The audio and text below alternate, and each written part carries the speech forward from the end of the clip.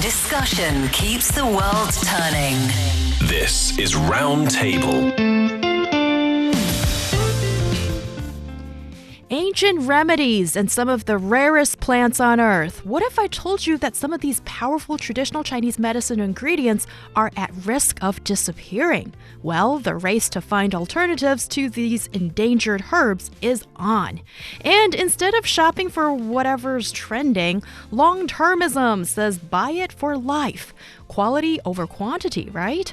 But let's be real. Is it really a smart investment or just brands convincing us to drop more cash on things you don't need next season? Coming to you live from Beijing, this is Roundtable. I'm Heyang. For today's program, I'm joined by Steve Hatherly and Yushun in the studio. First on today's show, traditional Chinese medicine, or TCM, is deeply woven into the daily lives and cultural fabric of the Chinese people. But for folks from other parts of the world, it might feel a bit mysterious or unfamiliar. With the 2024 World Conference on Traditional Medicine in full swing in Beijing, it's the perfect time to uncover some fascinating facts about TCM.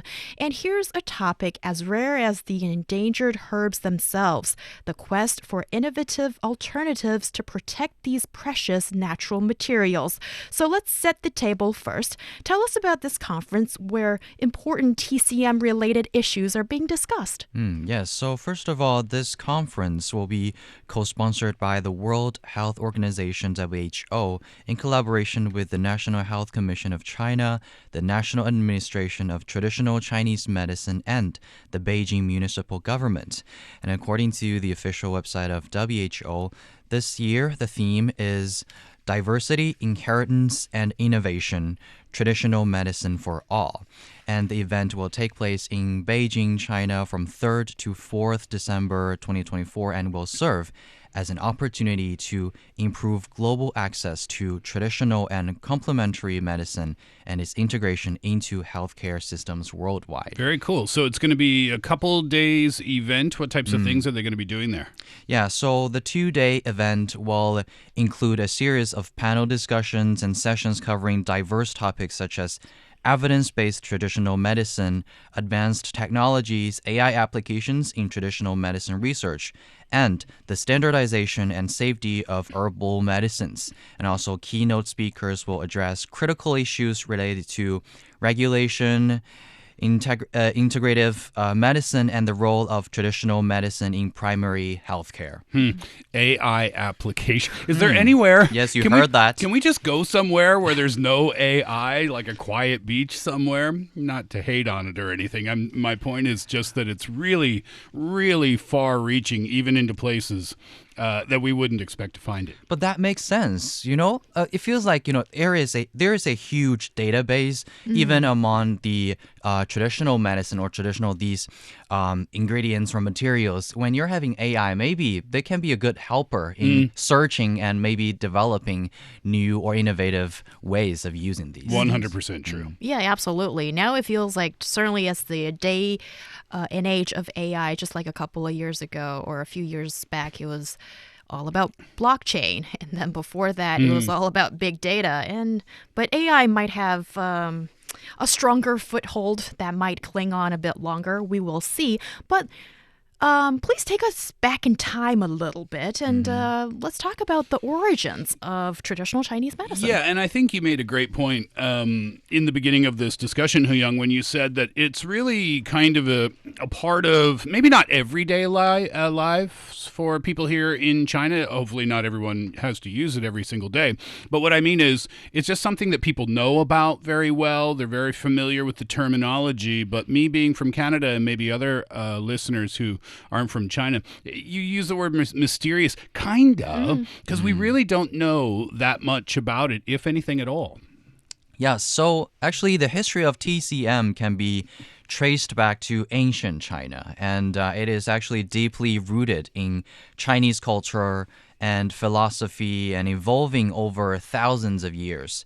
So when we're talking about traditional Chinese medicine, these kind of things, they are a way that, emphasizes achieving the goal of treating diseases by restoring balance within the body as a whole, since all parts of our body and even the surrounding environment are interconnected. So that is basically the main idea of TCM, I would say. So kind of like a holistic approach to medicine, seeing the body as a whole with all interconnected parts. When you're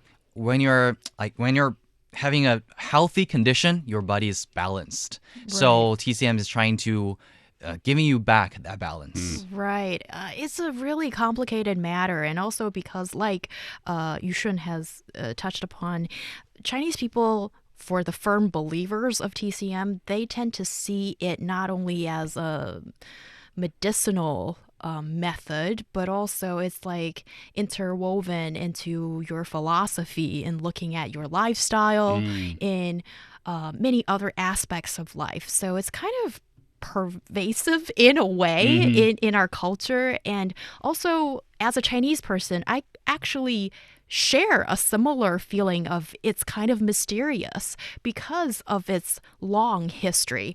And some say that this could date back to the primitive medicine period, and that's 3000 BCE to 1600 BCE.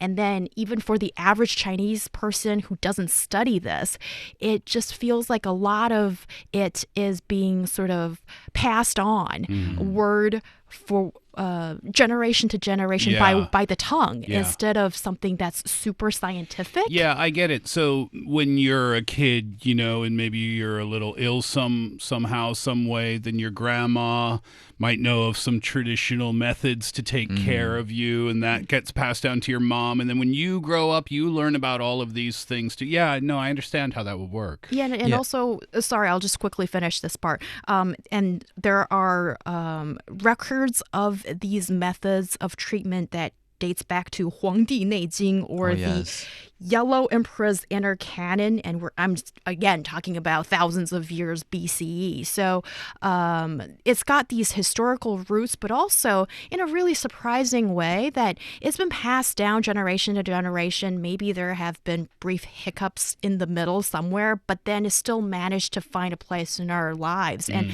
like in yesterday's show, if you caught our podcast or live broadcast, then you would have heard Niu Honglin and Lai Ming and the gang talking about how young people are really getting interested in buying like modern products that's got a TCM touch to it. Even cakes or different desserts sometimes too, right? Yes. And tell us about how this has been evolved a bit more in the centuries. Of course. So since you mentioned that 黄帝内经, I actually reminded me of 本草纲目, or Compendium of Materia Medica. It is also known as one of the world's earliest pharmacopoeias, or you can understand it as a herbal encyclopedia. So it is written by Li Shizhen, who is from the Ming Dynasty, which can be traced back to 1368 to 1644, and he compiled this encyclopedic text of over 1,800 herbal entries, which remains influential nowadays. So that is why we're saying this TCM is so influential, and it can be integrated into our modern life nowadays, and it have been evolved through time. And from initial these diagnostic methods, it have been seen a lot of progress, TCM progress, to be more refined techniques such as tongue diagnosis and pulse diagnosis, making its diagnostic methods more systematic and precise. And also, we have more innovation in treatment methods. In addition to traditional herbal remedies, TCM developed a diverse range of treatments, including acupuncture, massage or 推拿, cupping, and gua sha. All of these are forming up a huge and comprehensive therapeutic system. Yeah, acupuncture I've done before. Have you guys gotten acupuncture before?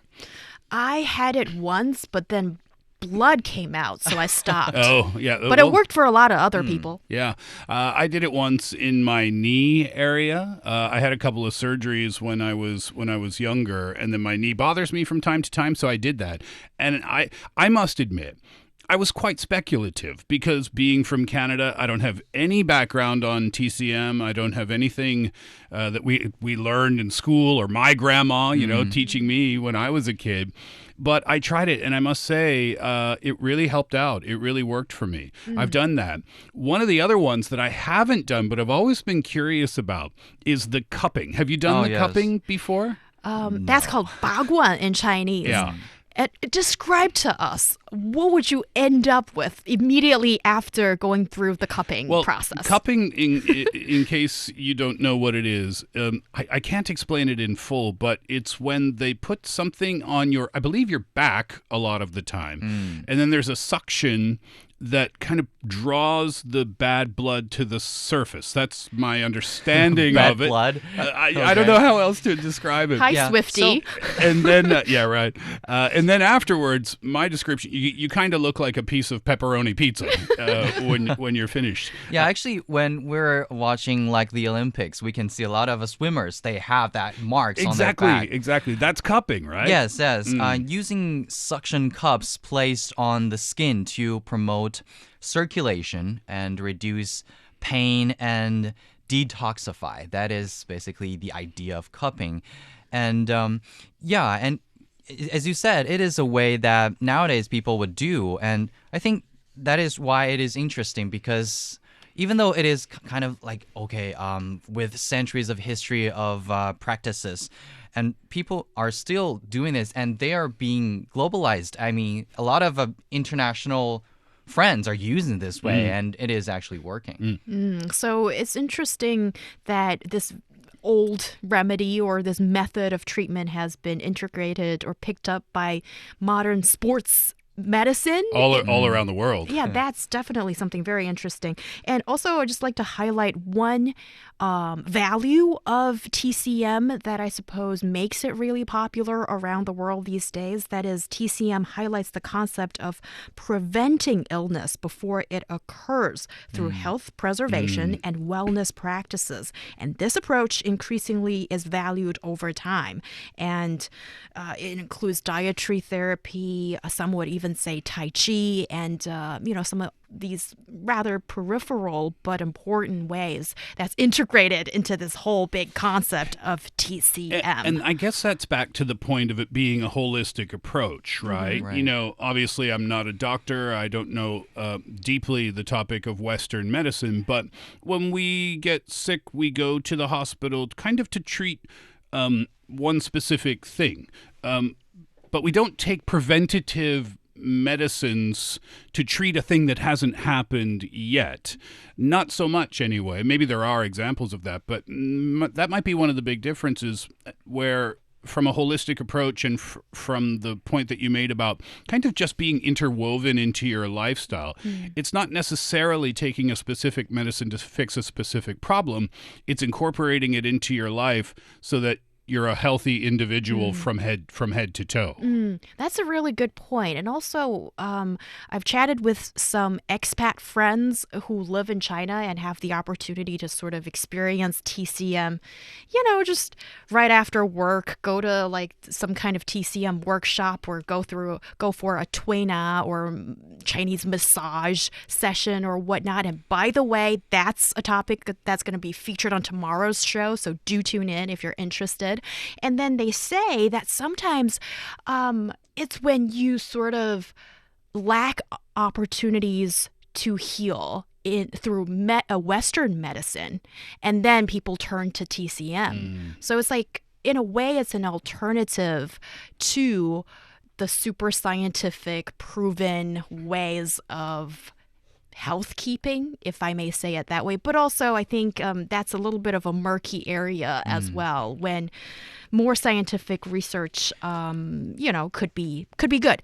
But before we say more about that, I suppose, I mean, here's this big topic that's being discussed at the big TCM conference that we mentioned from the top of the show. That is, all these rare and endangered ingredients of TCM are being spotlighted, and we're looking for alternatives to them, and there are even big policies that support this initiative. Yeah, these herbs, and there's a lot of them, right, that hold significant importance in traditional Chinese medicine. But these herbs, a lot of them are becoming scarce, and that's why they're developing, or that's why they have to develop alternatives. And it's become crucial now. So they put support policies in place. What are some of these support policies? So they're encouraging research and innovation. So research on substitutes that are urgently needed clinically will be included in relevant scientific research projects, and also the results of these studies can be registered as achievements in traditional Chinese medicine science and technology, and those that meet the conditions can be recommended for relevant rewards. So, which means these officials or these organizations are encouraging people to do more research on this area, and also they're trying to deepen the collaborative innovation of industry, academia, research, and medical fields. For example, promote joint efforts to tackle key technologies and accelerate the transformation, promotion, application of scientific research results. Well, talk to me about, the urgent need to find replacements and substitutes. Basically, what we can understand it as these herbs or materials, they are just very rare and they are from endangered maybe animals and plants, because we know that there are a lot of materials in traditional Chinese medicine. They are extract from like wild plants and wild animals, but because they are endangered, and we can see the numbers of the animals is decreasing. That is why we're finding alternatives or doing research and studies to find alternatives of these kind of materials. And I think this is an interesting point, actually, because certain parts of TCM, may I just say, should be phased out. And just like any technology or any concept or theory, it evolves according to time and according to people's varying needs. And therefore, considering that if TCM is such a humongous body of work that can be traced back thousands of years ago, then it's inevitable that certain parts of it is no good today. Yeah. But there are certain parts that should be preserved. Yeah, and I think that's a really fair point, and that's why it's so important, and again, to use that word, crucial, that they're finding alternatives now. But the history of the development of substitutes for TCM materials, that's not new, right? That goes back a long way. It's always been the discussion on TCM because in this practice, we're using a lot of materials that's from the nature. And actually, it's been a problem, and researchers have been facing it. So represented by the development of artificial bazoar or artificial musk, buffalo horn, and concentrated buffalo horn powder. The country clearly stated that they could be used to replace the rare and endangered materials. Like rhino's horn in traditional Chinese medicine prescriptions, respectively. Also, back in 1993, the former Ministry of Health decided to stop using rhino's horn and tiger bone, and these were replaced with buffalo horn, and the tiger bone was temporarily replaced with leopard bone, and soon after, leopard bone was also replaced by artificial materials. So it has always been there, and the process of trying to find alternatives has always been there. And what do you see as the impact of trying to look for and develop all these substitutes in traditional Chinese medicine to have in its future? Well, when you're looking to replace things, when you're looking for alternatives, you don't always want to be looking for alternatives. So developing substitutes that can kind of alleviate a dependence on wild resources, and can also encourage the sustainable utilization of TCM materials. That's a big one, right? Because if you're looking at, okay, we're using this now, but oh wait, that's not sustainable. We're going to have to change this in the future. And wait, okay, we can use this now. Wait, no, we can't anymore. Then what the goal is to find things that you can use for decades, if not centuries at a time. That's a big one. Right. Definitely. And let's look into the current situation and maybe the future a bit more. When we talk about TCM treatment, I'm sorry to say, sometimes it makes me think of how Chinese people write cookbooks. What do you mean? That's like in Western cookbooks, you say, okay, so put in 1 teaspoon or let's say 1 milligram of salt. And in Chinese cookbooks, it says a little bit of sugar or salt. Okay. Yeah. Yeah. And exact measurements is what you're talking about. Sort of like that. And then this might be crucial in looking at how TCM will develop in China as well as maybe overseas. That is the standardization of TCM. And I'd like you guys to give me some thoughts about how can standardized practices and quality control in TCM help build trust and acceptance. So first of all, what we can see is that it can advance the industrialization and the standardization of the whole TCM industry and also TCM materials. The industrialization of their substitutes or the materials will drive the transformation, upgrading of the TCM industry, and also promoting its development toward standardization and scalability. Also, we can build up a whole quality standard. Efforts are underway to create uniform quality standards for TCM herbs or products to ensure their consistency and safety and efficacy. And these includes setting criteria for cultivation, processing, and storage. Yeah, and I think when you're looking at global standards, then this in particular is quite important because you're talking about quality standards on a global scale. And back to I didn't know that, by the way, about Chinese cookbooks. I find that kind of awesome. Yeah, just a little bit of this. That's fine. See how you feel about it. Yeah, exactly. But with medicine, especially when you're talking globally. Yeah, sorry, can I just add just one small point? Because in China, like in the old days, it's often that the Chinese doctor would have an apprentice. So everything of his or her knowledge is being passed down verbally and maybe with certain documents. But there's definitely an element of mystique and, depends on your own knowledge and how you perceive this illness and how you come up with a diagnosis and also treatment. So standardization has always been a huge obstacle here in TCM in development. So tell us your thoughts. Well, I was just going to say, when you could standardize the quality, for example, of the herbs and the products to ensure, like Yushun said, the consistency and the safety and the efficacy,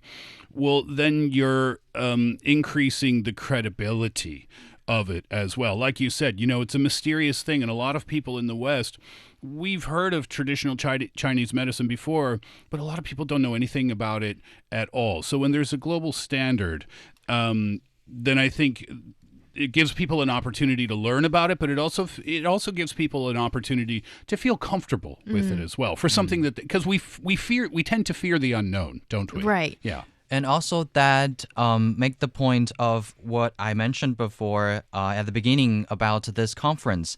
A lot of the things that need to be evidence-based. That is why, no matter it's Chinese people or people who are using TCM will trust and believe that. And also it is actually evidence-based traditional medicine. And what do you see as the opportunities and challenges in introducing TCM practices and products to international markets? Well, we said one thing about trust and also just making it aware to people. Yeah, making it aware. And now TCM products and services, they are gaining traction in global markets. There's increased demand for herbal remedies and acupuncture and cupping and things like this, and just wellness practices in general in Europe and America, and even in this part of the world in Southeast Asia. So I think that the market opportunity seems to be there.